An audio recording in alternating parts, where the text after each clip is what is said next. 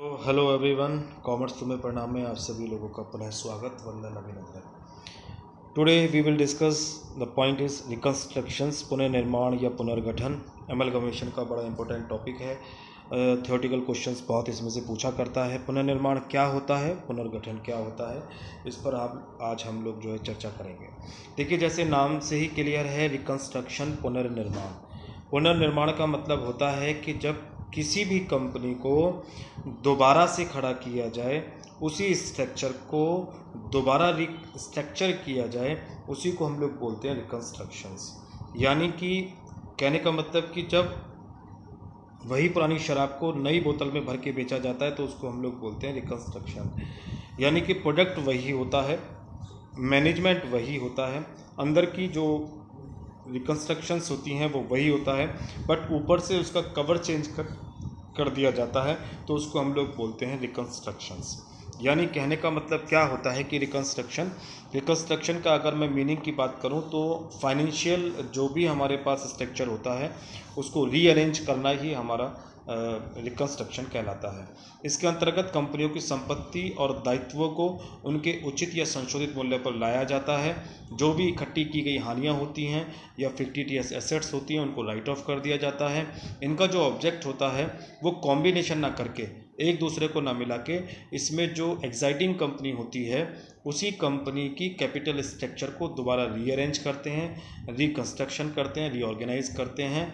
ऐसा करना जब जरूरी हो जाता है, ऐसी कंपनियां तब करा करती हैं जब कंपनी में पहले से बहुत सारी हानियां चलती आ रही हों और फ्री एसेट्स पर डेप्रिसिएशन ना काटा जाता हो, फिक्टिटियस एसेट्स होने के कारण से फ्यूचर में लाभ होने की संभावनाएं बहुत कम हो गई हों। दूसरा इसमें यह हो सकता है कि इसलिए भी किया जाता है रिकंस्ट्रक्शन कि कंपनी में वर्किंग कैपिटल की कमी हो जाती है, जिससे कोष जो है जुटाने में दिक्कत आती है। कोष का मतलब फंड जुटाने में दिक्कत आती है।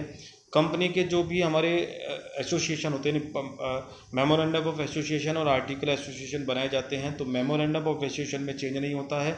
तो मेमोरेंडम ऑफ एसोसिएशन में अगर हमको चेंज करना जरूरी हो गया है तब भी हम रिकंस्ट्रक्शन जो करना शुरू कर देते हैं। इसके अंदर सिर्फ एक ही कंपनी होती है, ध्यान में रखने वाली बात है। रिकंस्ट्रक्शन का मतलब होता है कि एक ही कंपनी अपने कैसे चेंज करती है उसको हम लोग रिकंस्ट्रक्शन कहते हैं।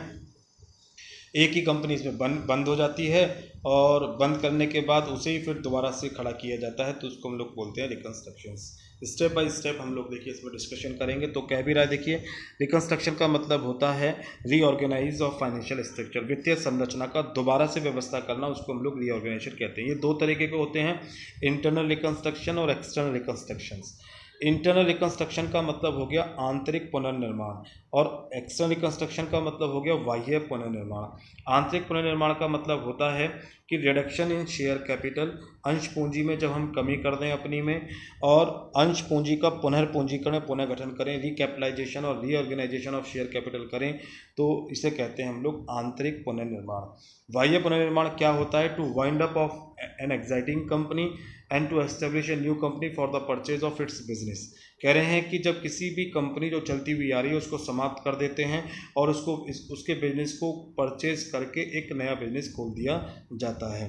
कहने का मतलब क्या होता है? देखो, मैं साफ साफ बताऊं आप लोगों को कि इंटरनल रिकंस्ट्रक्शन के अंदर क्या होता है कि वही कंपनी होती है, वही कंपनी का नाम होता है, वही कंपनी का मैनेजमेंट होता है, बस कंपनी के अंदर की पॉलिसी को चेंज कर देते हैं, उसकी कैपिटल का स्ट्रक्चर चेंज कर देते हैं। इंटरनल जो प्रोडक्ट है वो हम लोग चेंज कर देते हैं। जबकि एक्सटर्नल में क्या होता है कि एक्सटर्नल में जो कंपनी चल रही होती है उसका नाम समाप्त कर देते हैं और नए नाम से फिर दोबारा बिजनेस के स्टेबल करते हैं। यानी यहाँ पर कंपनी को पहले ख़त्म किया जाता है, फिर दोबारा उसको नए सिरे से शुरू किया जाता है। यहाँ पर क्या होता है कि कंपनी वह चल रही होती है, लेकिन इस कंपनी को हम लोग अंदर खाने चेंज करते हैं, तो इसलिए हम लोग इसको इंटरनल बोलते हैं, इसको हम लोग एक्सटर्नल करते हैं। अब डीपली पढ़ेंगे कि एक्सटर्नल रिकंस्ट्रक्शंस में क्या क्या पॉलिसी हम लोग फॉलो करते हैं, कैसे कैसे हम लोग करते हैं। तो ये कह भी रहा है कि यहाँ पर किसी विद्यमान कंपनी का समापन किया जाता है और उसके व्यापार के लिए नई कंपनी की स्थापना की जाती है। तो पहले हम लोग एक्सटर्नल रिकंस्ट्रक्शन को लेंगे, फिर हम इंटरनल को लेंगे। देखिए, यहाँ पर स्टेप बाय स्टेप पढ़ेंगे तो एक पॉइंट क्लियर हो जाएगा। यह क्रय की प्रकृति का एकीकरण होता है। It is amalgamation in the nature of purchase.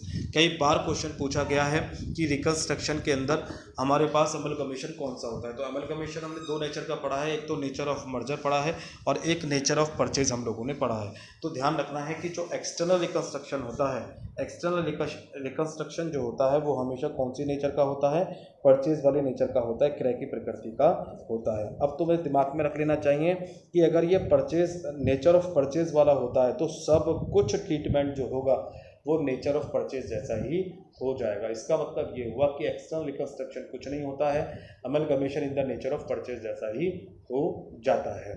कह रहा है यहाँ पर कि नई कंपनी में विक्रेता कंपनी के अंशधारियों का ही वर्चस्व रहता है, या जब नई कंपनी हम ही खोलने वाले हैं और पुरानी कंपनी को बंद ही हम करने वाले हैं तो ऐसी कंडीशन में क्या होगा, ऐसी कंडीशन में पुराने वाले शेयर होल्डर ही नई कंपनी में शेयर होल्डर बनेंगे। और कौन बनेगा, क्योंकि हम उसी कंपनी को बंद करके नई कंपनी खोलना चाह रहे हैं।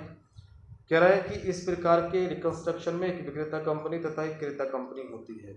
वो तो हो गई होगा, एक कंपनी को बंद कर रहे हैं, दूसरी कंपनी खरीद रहे हैं, मतलब उसे नई बना रहे हैं, तो बेचने वाले खरीदने वाले दो हो गए, तो एक सेलर कंपनी हो गई और एक परचेजर कंपनी हो गई इसके अंदर।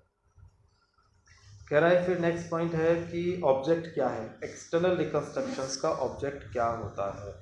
एक्सटर्नल रिकंस्ट्रक्शंस का ऑब्जेक्ट क्या है देख लीजिएगा, बहुत ध्यान से पढ़ लीजिएगा कि पिछले वर्षों की संचित हानियों को समाप्त करना और संपत्ति का मूल्य कम करके इनके वास्तविक मूल्य पर दिखाना, यानी writing of accumulated losses of previous years and reducing the value of assets and showing them at there real value. देखो किसी भी कंपनी की अगर कंपनी कोई चलती हुई आ रही है तो उस कंपनी की वैल्यू कब डाउन होती है, वो जब डाउन होती है जब उसमें लगातार लॉस होता रहता है। लॉस होने का मतलब कि उसके एसेट्स की वैल्यू जो है वो कम होती जा रही है। एसेट्स की वैल्यू कम होती जा रही है, इसका मतलब अब कंपनी पर कोई विश्वास नहीं करेगा, बैंक से लोन नहीं मिलेगा, आगे फ्यूचर की प्लानिंग भी उससे नहीं हो पाएगी। तो ऐसी कंडीशन में क्या करना पड़ेगा कि नए सिरे से नए नाम से नया बिजनेस करना पड़ेगा, क्योंकि पुरानी फर्म पे पुराने नाम पर कोई भी विश्वास करने को तैयार नहीं है। तो इसीलिए एक्सटर्नल रिकंस्ट्रक्शन यानी पुनर्निर्माण, बाह्य पुनर्निर्माण इसलिए किया जाता है जब कंपनी में बहुत सारे लॉस हो जाते हैं और कंपनी में एसेट्स की वैल्यू जो है लगातार डिक्रीज होती जाती है। सेकेंड पॉइंट कह रहा है ये कम करने के लिए किया जाता है। सेकेंड पॉइंट है नए अंशों के निर्गमन द्वारा नई पूंजी उपलब्ध कराना। जब पुरानी वाली कंपनी पे कोई फेथ ही नहीं कर रहा है, वो चल ही नहीं पा रही है, तो नए शेयर इशू करोगे तो वो भी बहुत कम रेट का बिकेगा या बिकने का ही नहीं है। तो इसलिए भी पुरानी कंपनी को समाप्त करके नई कंपनी की स्थापना की जाती है, नए अंश निर्गमन करे जाते हैं, नए अंश इशू किए जाते हैं, न्यू शेयर इशू करेंगे तो कैपिटल आएगी, कैपिटल आएगा तो फर्म के अंदर पैसा आएगा, पैसा आएगा तो फिर आगे बढ़ने की संभावना भी बढ़ जाती है। तीसरा कह रहा है कंपनी की कार्यशील पूंजी बढ़ाना, चाहे वर्किंग कैपिटल हो चाहे फिक्स कैपिटल हो। देखो कैपिटल के बिना बिजनेस कोई चल नहीं सकता है। जब आपके पास फिक्स कैपिटल आ गई तो करंट कैपिटल भी आपके पास आएगी ही आएगी। पहले जब फर्म चल रही थी तो फर्म में प्रॉफिट ही नहीं था, प्रॉफिट नहीं था तो लोगों का फेथ नहीं था तो कहीं भी हमसे जो कैश है वो आएगा ही नहीं, हमारे पास कैश नहीं आएगा तो हम जो है आगे टर्नओवर कैसे करेंगे, हमारा जो वर्किंग कैपिटल का सर्किल है वो घूम नहीं पाएगा। तो इसलिए कंपनी के पास फिक्स कैपिटल तो थी ही नहीं, वर्किंग कैपिटल की कमी हो जाती है। तो इस वर्किंग कैपिटल की कमी को दूर करने के लिए एक्सटर्नल रिकंस्ट्रक्शन किया जाता है, जिससे वर्किंग कैपिटल भी भरपूर मात्रा में हो जाती है। नंबर 4 कह रहा है कि changing memorandum of association completely. देखिए मेमोरेंडम, देखिए दो एसोसिएशन हमारे यहाँ होते हैं, दो नियमों के आधार पर कंपनी चलती है, एक तो आर्टिकल ऑफ एसोसिएशन और एक मेमोरेंडम ऑफ एसोसिएशन, पार्षद सीमा नियम और पार्षद अंतर नियम। जो आर्टिकल ऑफ एसोसिएशन होते हैं उसमें तो आसानी से हम लोग चेंज कर सकते हैं, लेकिन मेमोरेंडम ऑफ एसोसिएशन में हम लोग चेंज नहीं कर पाते हैं।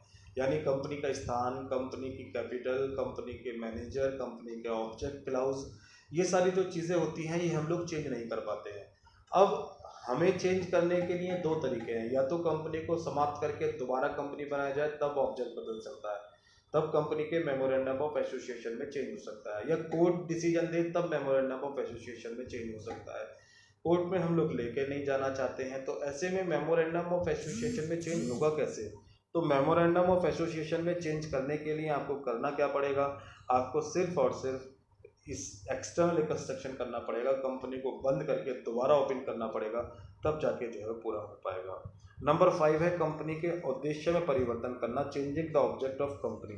कंपनी के ऑब्जेक्ट, देखिए मैंने बताया कि मेमोरेंडम ऑफ एसोसिएशन में ही ऑब्जेक्ट लिखा हुआ होता है, तो object memorandum of association change करना है या ऑब्जेक्ट अलग से चेंज करना हो तो वो वही तरीका है कि आपको कंपनी को बंद करके दोबारा ओपन करना पड़ेगा, अदरवाइज नहीं हो सकता है। नंबर 6 है भविष्य में कंपनी की आर्थिक कठिनाइयों तथा हानियों से सुरक्षा प्रदान करना, to provide protection to the company from economic difficulty and loss in the future. हमने पहले ही बता दिया कंपनी के पास पहले से ही इतनी लॉस चल रही है, कंपनी आगे चल नहीं पा रही है, तो फ्यूचर में अगर कोई और लॉस हो गया, फ्यूचर में अगर कोई कठिनाई आ गया तो कैसे कर पाएगा। तो इसलिए कंपनियां क्या काम करती है कि अपनी कंपनी को बंद करके दोबारा शुरू कर देती है, इसलिए एक्सटर्नल रिकंस्ट्रक्शन किया जाता है। नंबर 7 कह रहा है कंपनी का रजिस्टर्ड कार्यालय एक राज्य से दूसरे राज्य में ले जाना हो, तो ये मैंने बताया मेमोरेंडम ऑफ एसोसिएशन में आता है कि एक प्लेस दूसरे प्लेस से चेंज करना है, तो वो कब चेंज हो सकता है, मेमोरेंडम ऑफ एसोसिएशन में चेंज करके। मेमोरेंडम ऑफ एसोसिएशन चेंज होता नहीं है, तो इसलिए हमें चेंज करने के लिए क्या करना पड़ेगा, कंपनी को समाप्त करना पड़ेगा और फिर दोबारा कंपनी को खोलना पड़ेगा। तो इसलिए कंपनी का अगर रजिस्टर्ड कार्यालय एक दूसरे से दूसरे राज्य में लेके जाना है तो भी हम लोग एक्सटर्नल रिकंस्ट्रक्शन करते हैं। किसी विदेशी कंपनी को भारतीय कंपनी में अगर परिवर्तन करना हो तब भी जो है हम लोग एक्सटर्नल रिकंस्ट्रक्शन करेंगे। विदेशी कंपनी है कोई भारतीय कंपनी में चेंज करना है तो उसको भारत की कंपनी के हिसाब से 1956 के अंतर्गत यानी अब रिवाइज्ड एक्ट 2013 के अंतर्गत रजिस्टर्ड कराना पड़ेगा, और रजिस्टर्ड कराने के लिए इंडियन कंपनी होना जरूरी है, तो इसलिए विदेशी कंपनी को बंद करना पड़ेगा, भारतीय कंपनी में परिवर्तन करना पड़ेगा। अकाउंटिंग ट्रीटमेंट की बात करें, लेखा कैसे होगा इसका जो एक्स्ट्रा रिकंस्ट्रक्शन का, तो आप लोगों ने बताया कि ये नेचर ऑफ परचेज के मेथड जैसा होता है, तो जैसा नेचर ऑफ परचेज में होता था, परचेज मेथड फॉलो होता था, बिल्कुल उसी तरीके से यहाँ पर मेथड मेंटेन होगा। तो कह भी रहा है कि बाह्य पुनर्निर्माण में क्रेता और विक्रेता कंपनी की पुस्तकों में व्यवहार का लेखांकन AS 14 के अंतर्गत ही होता है, इसलिए इनका लेखा एकीकरण की भांति अर्थात एकीकरण क्रय की प्रकृति की भांति होता है, नेचर ऑफ परचेज की भांति होता है। अगर क्वेश्चन ये राइज होता है कि रिकंस्ट्रक्शन में कौन सा रिकंस्ट्रक्शन ऐसा होता है जो अमल कमीशन के जैसा होता है, तो आप लोग कहेंगे एक्सटर्नल रिकंस्ट्रक्शन, वो नेचर ऑफ परचेज मेथड जैसा ही होता है। सो यहाँ पे आप लोगों को डिफरेंस भी समझ लेना चाहिए, इसका मतलब कि बाह्य पुनर्निर्माण और एकीकरण में क्या अंतर होता है। इंग्लिश की थोड़ी प्रॉब्लम हो सकती है, इंग्लिश हिंदी की, तो आप लोग इसको अपने आप चेंज कर लेना, थोड़ा हिंदी इंग्लिश में समझ लेना।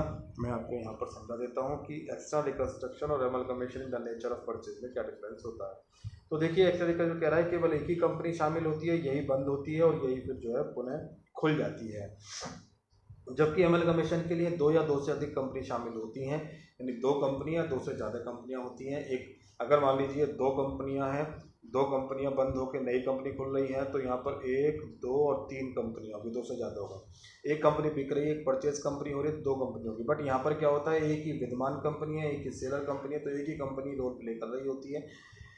दूसरा पॉइंट है इसमें एक प्रेजेंट में कंपनी और एक नई कंपनी बनी कंपनी द्वारा ले लिया जाता है, यानी यही एग्जाइटिंग कंपनी बाद में नई कंपनी बन के खुल जाती है। जबकि यहाँ पर क्या होता है कि एक नई कंपनी होती है और 2 विद्यमान कंपनियां यानी पुरानी कंपनियां एक होती हैं और एक नई कंपनी होती है, 2 कंपनियों कम से कम यहाँ पर अमलगमेशन किया जाता है। तीसरा पॉइंट कह रहा है कि एक्सटर्नल रिकंस्ट्रक्शन में हस्तांतरक कंपनी कैसी अन्य कंपनी की हस्तांतरित की जाती है जिसके अधिकारी अंशधारी उसके पुराने अंशधारी ही होते हैं। यहाँ पर ये कह रहा है कि जो भी सेलर कंपनी होती है उस सेलर कंपनी के सारे शेयर होल्डर ही नई कंपनी में आ जाते हैं, क्योंकि हम ही खोलने वाले हैं, हम ही नई कंपनी बनाने वाले हैं, तो हम ही तो सारे शेयर होल्डर हो जाएंगे इसके। तो इसलिए पुरानी कंपनी में जो शेयर होल्डर होते हैं, जो सेलर कंपनी में शेयर होल्डर होते हैं, वह नई कंपनी में ही शेयर होल्डर बन जाते हैं। जबकि यहाँ पर क्या होता है कि इसके अंदर क्या होता है कि जबकि क्रम में हस्तांतरण कंपनी किसी बाह्य कंपनी को हस्तांतरित की जाती है, इसका मतलब क्या हो गया कि इसमें सेलर कंपनी परचेज कंपनी अलग अलग होती है, तो इसमें शेयर होल्डर दोनों अलग अलग हो जाते हैं। जरूरी नहीं है कि इसके सारे शेयर होल्डर ही परचेजिंग कंपनी में आए, ऐसा हो नहीं सकता है। और आपने पढ़ा भी था कि नेचर ऑफ परचेज मेथड अगर है तो नेचर ऑफ परचेज मेथड में जरूरी नहीं होता है कि सारे के सारे शेयर होल्डर ही परचेजिंग कंपनी में आए, जबकि नेचर ऑफ मर्जर में बताया था कि 90% शेयर होल्डर परचेजिंग कंपनी के शेयर होल्डर बन जाते हैं। नंबर 4 की बात करें तो नंबर 4 में ये कहता है कि एक्सटर्नल रिकंस्ट्रक्शन में हस्तांतरक कंपनी की संपत्ति और दायित्वों को नई कंपनी का हस्तांतरण उनके संशोधित उचित मूल्य पर किया जाता है। इसमें विद्यमान कंपनी की सभी संपत्ति और दायित्वों का हस्तांतरण आवश्यक नहीं होता, अतः क्रय की प्रकृति का एकीकरण होता है और इसमें क्रय पद्धति का पालन किया जाता है। देखो जी, परचेज सेलर, यहाँ पर जो परचेज कंपनी और सेल कंपनी सेम है। तो परचेज कंपनी बंद हो रही है, वो परचेज कंपनी बंद इसलिए हो रही है क्योंकि उसकी एसेट्स की वैल्यू सही नहीं है, उसको लॉस लगातार हो रहा है। तो वो नई कंपनी में जब लेके जाएगा तो इन्हीं रेटों पर तो लेके नहीं जा सकता। अगर इन्हीं रेटों पर लेकर जाएगा तो उसकी नई कंपनी खोलने का फ़ायदा क्या है? जो रेट यहीं है वही रेट नई कंपनी में हो जाएंगे, तो ऐसा तो हो नहीं सकता। इसलिए वो इनको प्राइस चेंज करके लेके जाएगा, उनकी जो वैल्यू सही है उनके रेट पर लेकर जाता है।